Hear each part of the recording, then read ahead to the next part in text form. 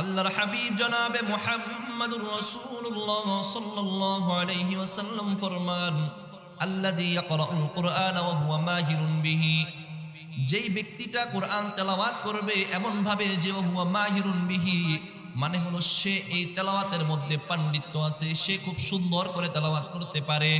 পেশার ছাত্ররা অথবা আমাদের মধ্যে যারা আছি তারা যারা ভালো করে তেলাওয়াত করতে পারি, আমাদের মধ্যে এমন অনেক মানুষ আছে যারা ভালো করে তেলাওয়াত করতে পারি, এমন মানুষও আছে বৃদ্ধ বাবারা বৃদ্ধ মারা কোরআন তেলাওয়াত করতে পারি না, খুব কষ্ট হয়, আঙ্গুল ঘুরায়, এমন আছে না নাই?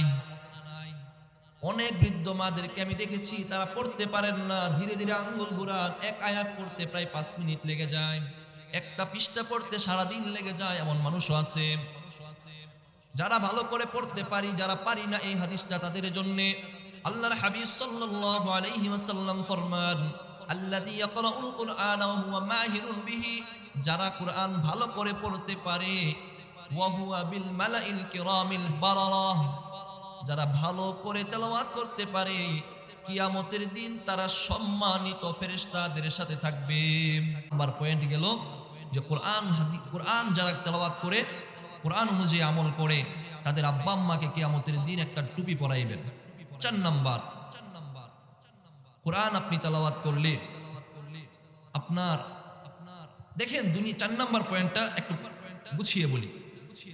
কোরআনই দুনিয়াতে একমাত্র একটা বস্তু যেটা আপনি দেখে পড়লেও সওয়াব, না দেখে পড়লেও সওয়াব, বুঝে পড়লেও সওয়াব, না বুঝে পড়লেও সওয়াব। আপনি পড়তে পারেন না শুধু তাকিয়ে থাকবেন তাতেও সওয়াব, তাকাতে পারেন না শুধু চুমু খাইবেন তাতেও সওয়াব আছে না নাই? কোরআনই একটা জিনিস, যে কোনো ভাবে এটাকে আপনি সম্মান করবেন আপনাকে সওয়াব দিয়ে দিবে কে? আল্লাহ আপনাকে সওয়াব দিবেন। কোরআনই একমাত্র জিনিস। এটার উদাহরণ দিতে গিয়ে আব্দুল্লাহ ইবনে মুবারক রাহিমাহুল্লাহ বলেন, 4 নাম্বার পয়েন্ট কিন্তু চলতেছে। আব্দুল্লাহ ইবনে মুবারক রাহিমাহুল্লাহ বলেন যে কোরআন বুঝা না বুঝা যে কোনো ভাবে পড়লে সওয়াব, এর বিষয়টা এমন যে ডাক্তার আপনাকে ঔষধ দেয়, ডাক্তারের সব ওষুধ কি আপনার বুঝে আসে? বুঝে আসে না। তারপরও আপনি খাইলে আপনার রোগ ভালো হয় কিনা? হয়। ডাক্তারের সব ঔষধ আপনার বুঝে আসে না, হয়তো নাপা প্যারাসিটামল ফাইমোক্সিনটা বুঝে আসে কিছু কিছু, আর বাকি অন্য অধিকাংশই বুঝে আসে না। ডাক্তারের প্রেসক্রিপশনের ঔষধ বুঝে না আসলে তারপরেও খেলে যদি ও রোগ সারে, কোরআনও এমন, এটা এমন একটা বস্তু, এটা যদি আপনি বুঝেন চাই না বুঝেন, এটা যদি তেলাওয়াত করেন আল্লাহ তাআলা আপনাকে সওয়াব দান করবেন। কেমন সওয়াব? আপনি বুঝে না বুঝে পড়লে। আসুন এবার হাদিস থেকে জানি। সুনানে আবি দাউদের 2454 নম্বর হাদিসের বর্ণনা। হযরতে আম্মা জান আয়েশা সিদ্দিকা রাদিয়াল্লাহু তাআলা আনহা বর্ণনা করেন।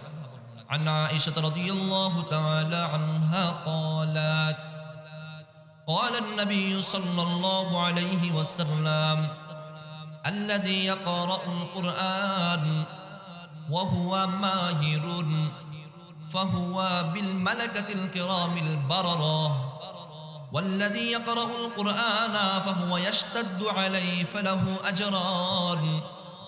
আল্লাহর নবীর প্রিয়তমা স্ত্রী আম্মা জান আয়েশা সিদ্দিকা রাদিয়াল্লাহু তাআলা আনহার বর্ণনা, তিনি বলেন, আল্লাহর হাবিব জনাবে মুহাম্মদুর রাসূলুল্লাহ সাল্লাল্লাহু আলাইহি ওয়াসাল্লাম ফরমান, আল্লাযী ইয়াকরাউল কুরআন ওয়া হুয়া মাহিরুন বিহি, যেই ব্যক্তিটা কোরআন তেলাওয়াত করবে এমন ভাবে যে হুয়া মাহিরুন বিহি, মানে হলো সে এই তেলাওয়াতের মধ্যে পাণ্ডিত্য আছে, সে খুব সুন্দর করে তেলাওয়াত করতে পারে।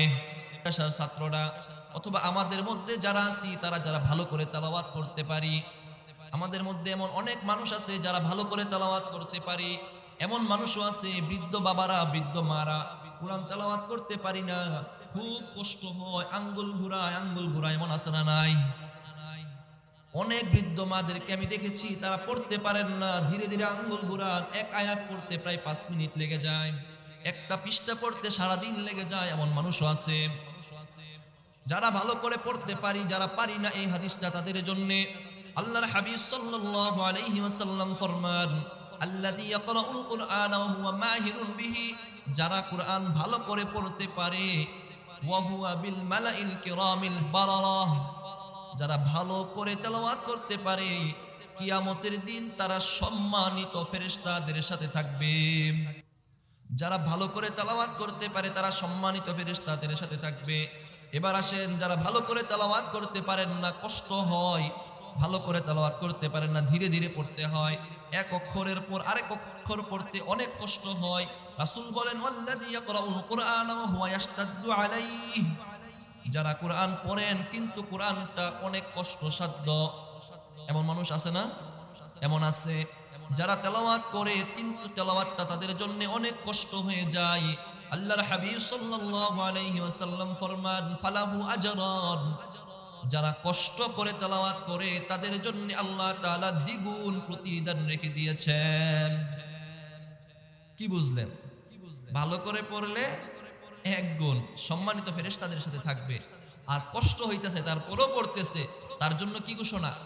দ্বিগুণ, ফালাহু আজরান, তার জন্য সওয়াব কত? দ্বিগুণ সওয়াব। এজন্য কষ্ট হইতেছে তারপরও পড়তে রাজি আছি তো ইনশাআল্লাহ। চেষ্টা করবেন, পড়বেন। আমার মসজিদে আমি এই মুরব্বীদের জন্য অথবা বাচ্চাদের শিক্ষার জন্য অনেকগুলো ক্লাস চালু করেছি। কারণ আজকে দেখেন, আমাদের যারা মুরব্বী আছি, আমাদের সময়ে মক্তবের একটা ব্যাপক প্রচলন ছিল। মুরব্বীদের সময়ে ধীরে ধীরে মক্তব কমে যাইতেছে। মুরব্বীরা চিন্তা করেন যে ওই মক্তবে আমি পড়েছি, তারপরেও এখন আমার পড়া কত অশুদ্ধ। এই অশুদ্ধটা নিজে জানতে হলে আপনি একদিন ইমাম সাহেব অথবা মাওলানা সাহেব অথবা হাফেজ সাহেব মাদ্রাসার একজন শিক্ষকের কাছে এসে বলবেন, হুজুর আমার পড়াটা একটু শুনে দেন, দেখেন কেমন। অনেকে আবার আছে লজ্জার কারণে আসতে চায় না। আমি বলে দিচ্ছি, মসজিদের সামনে আমার নাম্বার আছে, আপনি যদি সামনাসামনি আমার ফেস হতে অথবা কারো সামনে আসতে লজ্জা পান, আমার নাম্বারে ইমো আছে, হোয়াটসঅ্যাপ আছে, আপনি তেলাওয়াতটা অজ্ঞাতা সারে আমাকে শোনাবেন, আমি আপনাকে শুনে নির্ধারণ করে দিব এখানে এখানে আপনার ভুল আছে। ভাই চিন্তা করেন, এমনও ভুল পাওয়া যায় যেই ভুলের কারণে আপনার নামাজ নষ্ট হয়ে যাইতেছে। আপনি সারাটা জীবন 40 বছর নামাজ পড়তেছেন কিন্তু আপনার নামাজ হইতাছে না। এত কষ্ট করে ব্যবসা ফেলে শীতের সকালে উঠে ফজরের নামাজটা পড়লেন, যদি নামাজটাই না হয় বৃথা হলো না? বৃথা হলো। তো তেলাওয়াতটা শুদ্ধ করেন। আমাদের সময়ে মক্তব ছিল, তাই আমাদের এই অবস্থা। ধীরে ধীরে কিন্ডারগার্টেন গুলো যখন এগিয়ে যাচ্ছে, তাদের সময়গুলো ফজরের পর চলে আসতেছে, এখন বাচ্চাদের জন্য মক্তব আর আগের মতো নাই, মক্তবগুলো উঠেই যাইতেছে। আমাদের সময় মক্তব ছিল, তাতেই আমাদের পড়ার এই অবস্থা। এখনকার সময় মক্তব নাই, তাদের ভবিষ্যৎটা কোন পর্যায়ে গিয়ে দাঁড়াবে একটু চিন্তা করে দেখবে। এজন্য বলি, কষ্ট হলেও তেলাওয়াত করবেন, পড়বেন, শিখবেন। অনেক জীবনের অনেক সময় অশুদ্ধতায় কেটে আসছে, আর যেন অশুদ্ধতায় না থাকে। শিখবেন, কষ্ট হলেও পড়বেন, তাহলে আল্লাহ তাআলা আপনাকে দ্বিগুণ সওয়াব দান করবেন। এই গেল 4 নাম্বার পয়েন্ট। 5 নাম্বার, আপনি চান না যে আপনার ঘরটা একটা কোরআন যেখানে পড়া হয়, রহমতের অনবরত বর্ষণ, আপনার ঘরের ভিতরে রহমতের ফেরেশতা আসুক, আপনি চান কি চান না? আপনার ঘরের ভিতরে আল্লাহ তাআলা শান্তি বর্ষণ করুন, এটা আপনি চান কি চান না? কথা বুঝতেছেন না? আপনি যদি চান আপনার ঘরের ভিতরে রহমতের ফেরেশতা আসুক, আপনার ঘরের ভিতরে শান্তি আসুক, আপনার ঘরে রহমতের ফেরেশতা আসুক, তাহলে আপনার ঘরে কোরআন তেলাওয়াত শুরু করে দেন। কারণ হাদিসের মধ্যে আসছে, যেই জায়গায় বসে কোরআন তেলাওয়াত করা হয়, যেই জায়গায় কোরআনের আলোচনা করা হয়, ওই জায়গায় অনবরত আল্লাহর পক্ষ থেকে শান্তি বর্ষিত হতে থাকে। সুনানে আবি দাউদের 2455 নম্বর হাদিসের বর্ণনা, হযরত আবু হুরায়রা রাদিয়াল্লাহু তাআলা আনহু বর্ণনা করেন। عن أبي هريرة رضي الله تعالى عنه قال قال رسول الله صلى الله عليه وآله وسلم ما اجتمع قوم في بيت من بيوت الله يتلون كتاب الله ويتدارسونه بينهم إلا نزلت عليهم السكينة وغشيتهم الرحمة وخفتهم الملائكة وذكرهم الله في من عندهم। আল্লাহর নবীর জলিলুল কদর সাহাবী হযরত আবু হুরায়রা রাদিয়াল্লাহু তাআলা আনহুর বর্ণনা, তিনি বলেন, আল্লাহর হাবিব জনাবে মুহাম্মদুর রাসূলুল্লাহ সাল্লাল্লাহু আলাইহি ওয়াসাল্লাম ফরমান, মাজতামা কওমুন ফি বাইতিন মিন বুয়ুতিল্লাহ, কোন একটা গোত্রের লোক অথবা একটা পরিবার, একটা বাড়ির লোক যখন এক জায়গায় বসে, অথবা কোন জায়গায় বসে ইয়াতলুনা কিতাবাল্লাহ, আল্লাহর কোরআনের তেলাওয়াত করে, ওয়া ইয়াতাদারাসুনাহু বাইনাহুম, এবং কোরআন অনুযায়ী আলোচনা করে।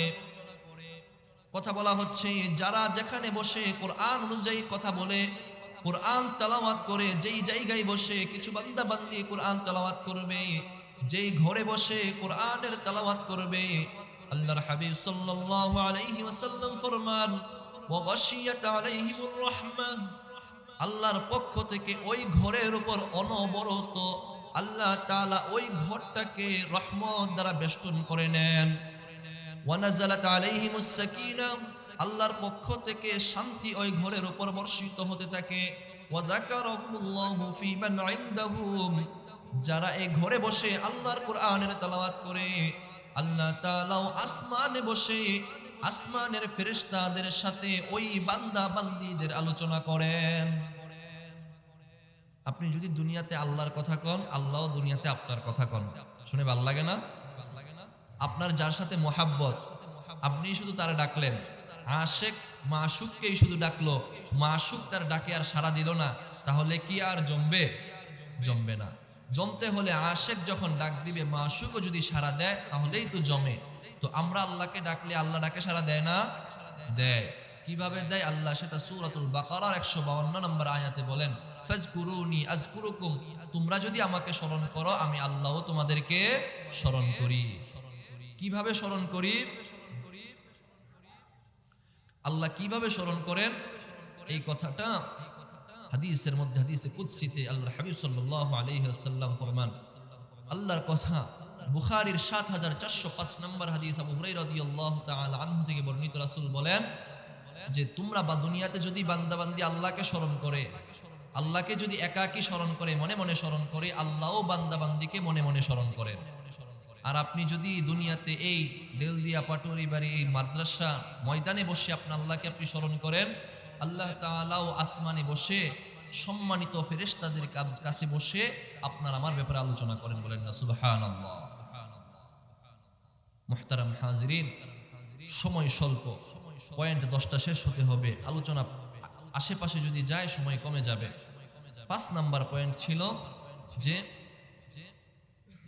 যেখানে আমি তেলাওয়াত করব ওই ঘরের উপর আল্লাহর পক্ষ থেকে শান্তি আসে, ফেরেশতারা এটাকে ঢেকে রাখেন, রহমত দ্বারা ঢেকে রাখেন। আল্লাহ ওই ঘরে যারা আছে তাদের ব্যাপারে আলোচনা করেন। আমি কি চাই না আমার ঘরটাকে আল্লাহ রহমত দিয়ে বেষ্টন করে নেক? সবাই চাই। যদি চাই আমার ঘরের মধ্যে রহমত থাকুক, বরকত থাকুক, আমার ঘরের ভিতরে আল্লাহ তাআলা বরকত দিক, তাহলে আমি ঘরের মধ্যে কোরআন তেলাওয়াত চালু করে দিব। পারবো তো ইনশাআল্লাহ? 5 নাম্বার।